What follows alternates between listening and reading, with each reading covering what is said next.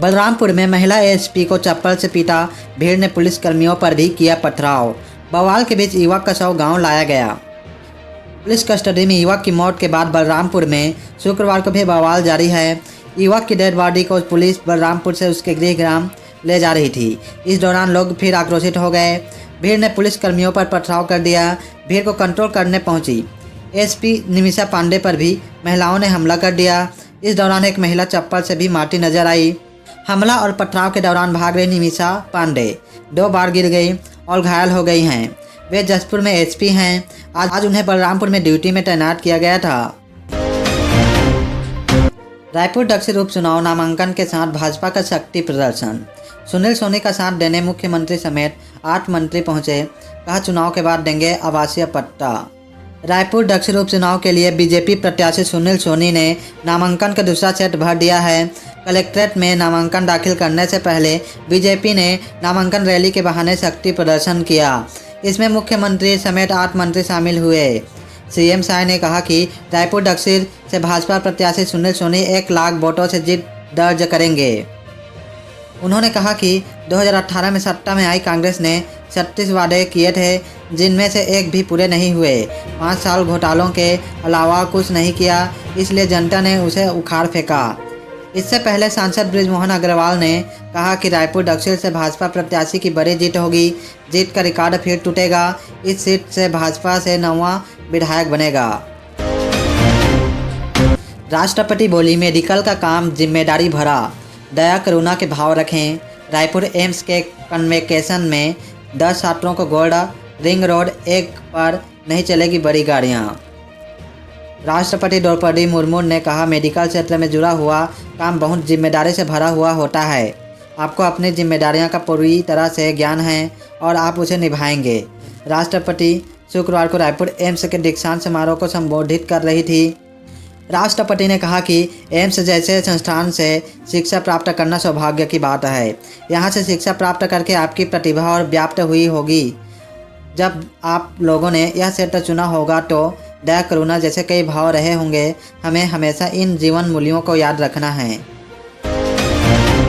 छत्तीसगढ़ में दाना का असर, इन संभागों में अंधड़ बारिश का अलर्ट। मौसम विभाग ने कहा गिर सकते हैं होर्डिंग्स, पेड़, हल्के स्ट्रक्चर प्रभावित हो सकते हैं। चक्रवाती तूफान दाना के असर के कारण छत्तीसगढ़ में आज शुक्रवार कहीं कहीं बौछारें पड़ सकती हैं। कुछ जगहों पर आज शुक्रवार और कल शनिवार 2 दिन 40 किलोमीटर प्रति घंटे की रफ्तार से हवा चल सकती है। मौसम वैज्ञानिकों के मुताबिक तेज हवाओं के कारण पेड़, होर्डिंग्स और कुछ हल्के स्ट्रक्चर प्रभावित हो सकते हैं।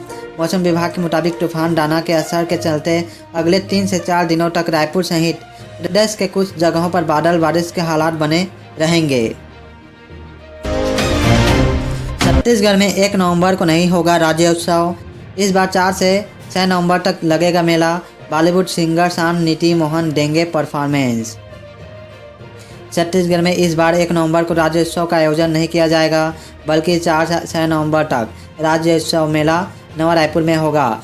मुख्यमंत्री साय ने कहा कि सभी शहरों और गांवों की जनता 1 नवंबर की शाम अपने घरों में दीप जलाकर दीपोत्सव के साथ साथ राज्योत्सव भी मनाएं। राज्योत्सव पर नवा रायपुर अटल नगर में शासन सरकार की तरफ से 10,000 दीप प्रज्वलित किए जाएंगे। सरकार रियायती दरों पर आम लोगों के लिए राज्योत्सव तक जाने बस की सुविधा उपलब्ध कराएंगी। मूर्ति विसर्जन के बाद सफाई न होने पर हाई कोर्ट नाराज। चीफ जस्टिस ने नगरीय सचिव रायपुर कलेक्टर से मांगी रिपोर्ट। कहा शपथ पत्र के साथ पेश करें जवाब।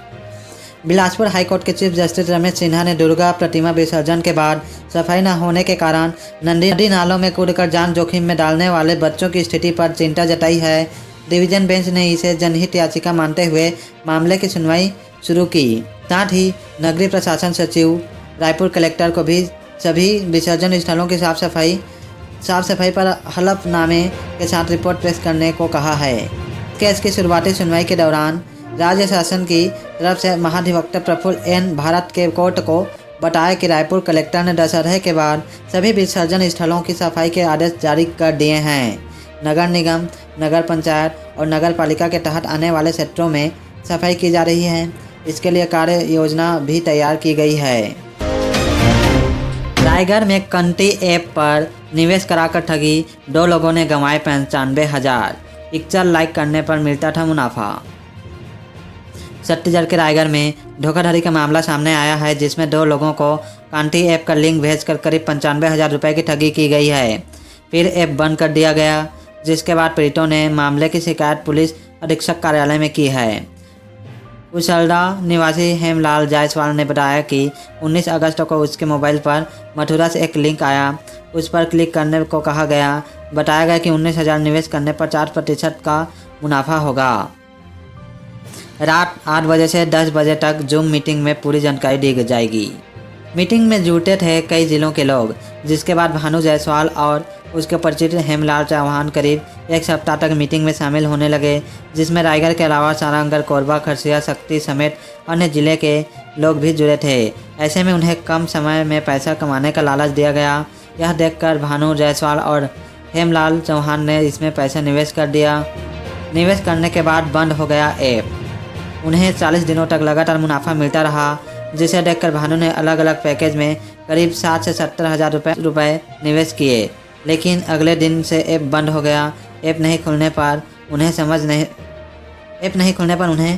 में नहीं आया कि वे ठगी का शिकार हो गए हैं, जिसके बाद उन्होंने पुलिस अधीक्षक कार्यालय और साइबर सेल में शिकायत दर्ज कराकर कार्रवाई की मांग की है। महासमुंद रेलवे स्टेशन पर गांजा तस्कर गिरफ्तार।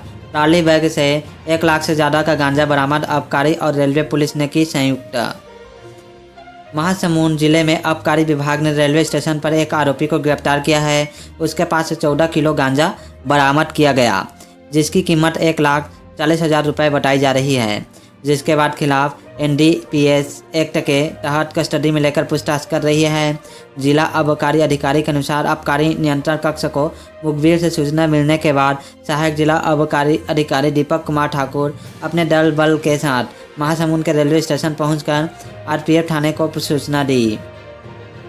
प्लेटफार्म नंबर 1 पर राजस्थान निवासी मिठू सिल सागर पीटा सनत सागर 51 को एक ट्रॉली बैग के साथ पकड़ा गया। तलाशी लेने पर बैग से 8 पैकेट गांजा बरामद हुआ। आबकारी विभाग पूछताछ के बाद आरोपी को सिटी कोतवाली पुलिस को सौंप दिया गया है।